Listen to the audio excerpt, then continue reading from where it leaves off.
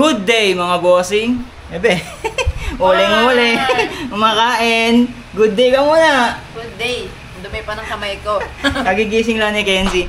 Sobrang excited namin ngayon, lalo na ako. Kasi meron tayong upgrade na matagal naming inantay. Actually, 3 months na tong nasa amin. Ngayon lang namin bubuksan at ikakabit sa aming Suzuki Espresso. So, ang laman ng box na yan, nakakahon pa yan. Actually, kahoy to eh. Solid na kahoy. Yan, no? Oh, solid na kahoy. Yan ay rooftop tent.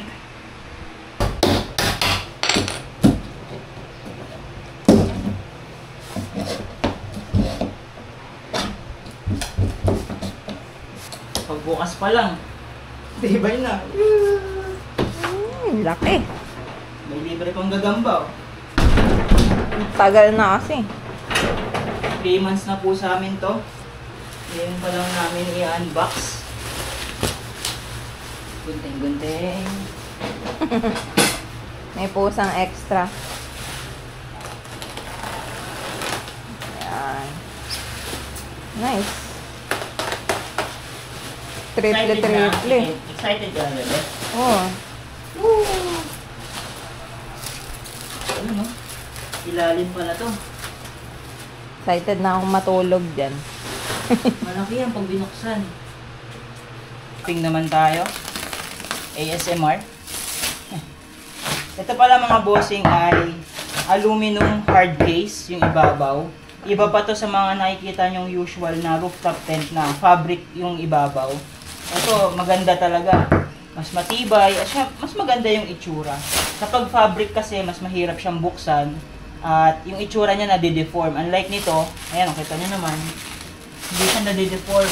Para siyang malaking box. Ayan. Siyempre, mas maganda yung itsura. Okay. Tinatanggal na ni Dan yung roof rack.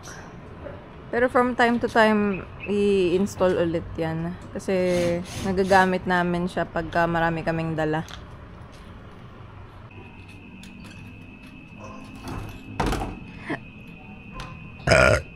Ay. Ang sarap. Sarap. Ito yung tuyo eh. Mag-excuse me ka. Excuse me po. Hello. Okay. Tanggalin muna natin itong aming very useful na roof rack. Okay. Pansamantala. Pero from time to time, switch natin to. Kasi, ano to eh, useful sa amin to eh. Marami kami na ilalagay na mga gamit. Dito ka muna. There. Ayan, pulidong pulido. Ito nyo ba yan? Napakaganda. Ayan. Pwede pang maglagay dito siguro ng solar sa ibabaw. Depende, malalaman kung ano yung mga pwede namin idagdag pa dito. Ang kapal din ng cover niya sa gilid. Oh. Ayan. Excited na ako. Tara, patong na natin yan. Ulang ulo. Oh, bawal to. Yeah.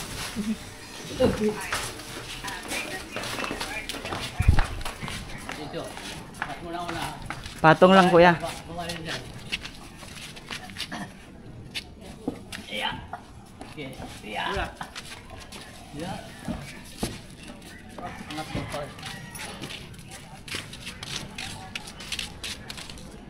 Okay, ito lang. Ah, Ito lang. Oh. Ito lang. Okay. okay. Alright. Ito na siya. Konting adjustment na lang.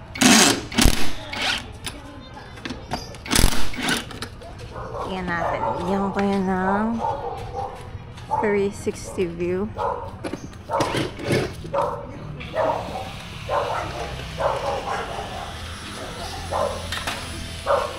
Pogi naman na nakapula. Pula? Walang sasakyan? Hindi ako? Mabot ko, syempre. Libre mo ako mamaya.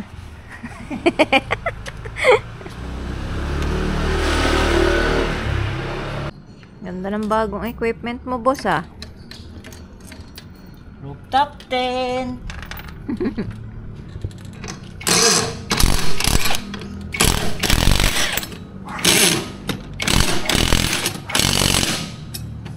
Panis. Dahil may mga bagong equipment na tayo, tsaka siguro naman kumpleto na yun, ano? Pwede na tayong mag-car camping ulit kasi kating-kating na ako mag-car camping eh. Nakamping na po ulit. Ayun. Dami kasing umihiling na mag-car camping na tayo ulit eh. Opo, ito na po.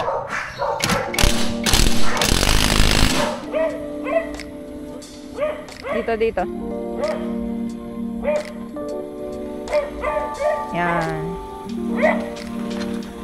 Perfect.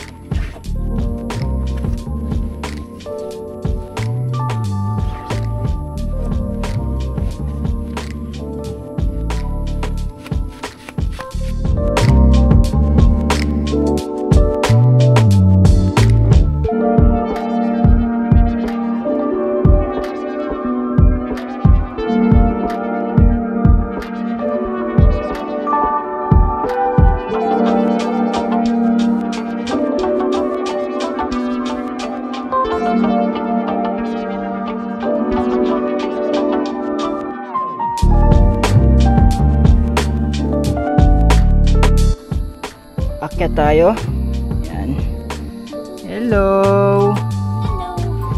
So, napakaluwag po nitong rooftop tent na to. Good for 2 to 3 persons. Ayan.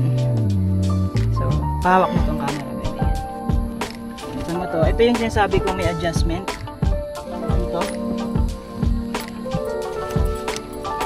Adjustment dyan. Batak. Same din dun sa kabila. Adjustment. Ayan. Naiaangat ba yan? Oo, ayan. Pwede po iangat. Ayan, hanggang dyan lang. Ah, hindi na siya yung totally na pataas. Yan lang yung max niya. Ayan. Tapos, meron itong lagayan ng sapatos. Chinelas dito sa side. Ayan o. Pakita mo, bebe.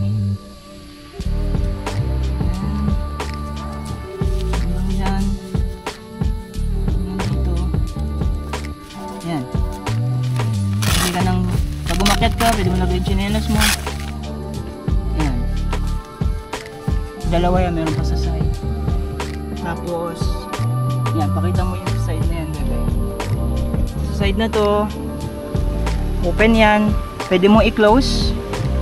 Paki-close mo, bebe, yung Paano ba ito? kanyang mosquito net. Hindi, ito. Ah, ito. Yan, yan. Yan.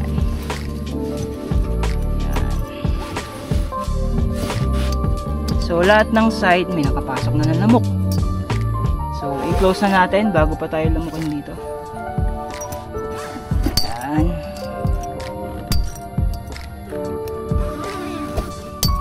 Okay. So, ito nga yung binuksan na ni Mrs.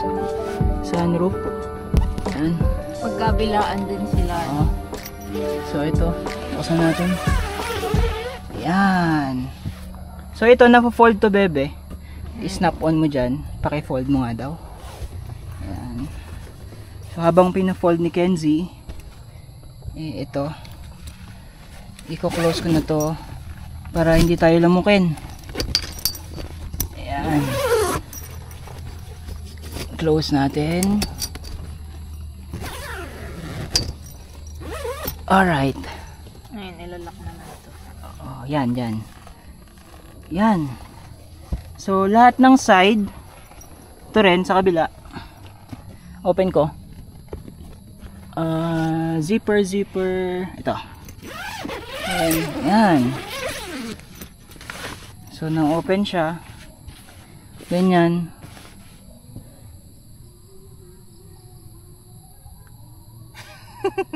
Ang ganda. Tapos, ito, ang luwag.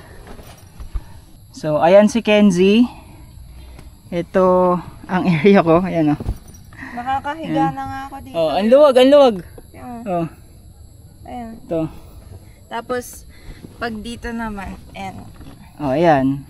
Nakakalahati pa ako niyan. Oh. Oh, siyempre dito ako. Maluwag kami. Yan. Tapos, mayroon tong ilaw, mga bossing. At, pagka kinlose natin to lahat, eh, blackout siya. As in, kahit maliwanag, napakadilim. Sige, i-close natin. Pakita ko sa inyo yung ilaw. Alright. So, pag kinlose nyo lahat, gaya ng sabi ko kanina, blackout siya. Patayin ko ilaw. Blackout. Oh, as in. Pero maliwanag po yan sa labas, ha.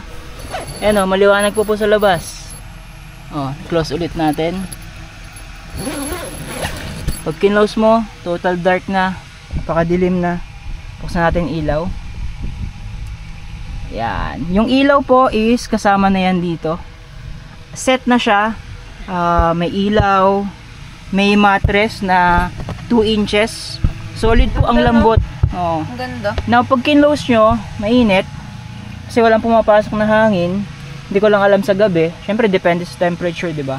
Kaya meron kaming electric fan. Ayan. So, para gumana tong ilaw, eh, kailangan nyo ng power bank or power station. Meron kaming Bluetti na gamit. Ito, Bluetti. Thank you. At meron pong adjustment itong ilaw. Yan. Amber and white. White lang. Mas pwede pa pahinaan. Ayan. Kunyari matutulog. Dim light lang ang gusto. Yan. Yan. Yan. Nalakasan ko yung ilaw. Yan. Para tayong nasa isolated area, no? Oh, tulog na isa. Uy. Ha? Magsiset up pa tayo. Nantok na ako bigla. Hindi pa po kami nagluluto. Gutom na kami. Ngayon bubuksan ko yung side awning. Syempre mga lamesa namin, upuan. Testing. At itong electric fan na to, napaka-cute din. Nabili ko to sa Shopee. Ang maganda sa electric fan na to is may ikot siya. Ayan, may ikot. Parang literal na Electric desaksak. fan. Rechargeable siya. At yung batteries nito is, kaya rin ito yung pinili ko kasi meron ako mga power tools like circular saw na cordless at saka impact wrench. Ang baterya nun, ito. So, pwede kong gamitin yung sa power tools dito sa electric fan. So, napakarami kong battery ngayon, nasa 6 kasi bawat power tools ko tagdadalawa. Ang ganda nitong electric fan na to, tinesting ko, yung isang battery na ganito is maabot ng 3 hours. Ito yung pinakamahinang baterya eh. Yung 15,000 mAh. So, pag bibili kayo, wala kayong extra battery, bilhin nyo na yung mas malaki na battery para umabot kayo ng magdamag 24 hours. Mabibili nyo yan, yung link nasa description below. Yan. Yung iba kasi hindi siya umiikot. Ito umiikot eh.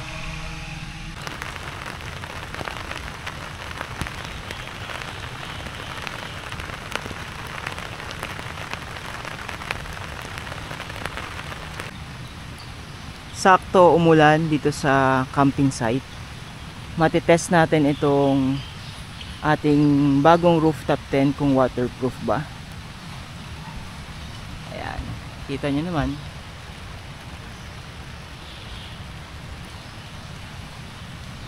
Yan. Sadya pong tinetesting namin.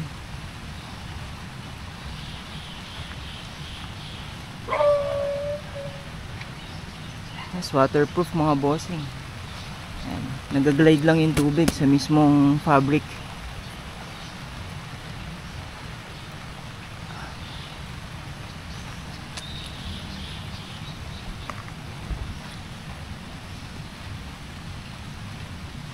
Pasok tayo sa loob. Testingin natin kung waterproof ba. Ito naman yung ating waterproof test dito sa rooftop tent. buksan natin. Umuulan sa labas. Ayan. Po, nakita nyo naman. Ang tubig.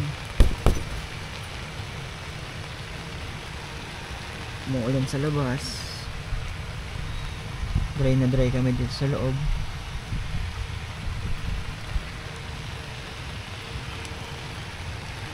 Waterproof po, legit.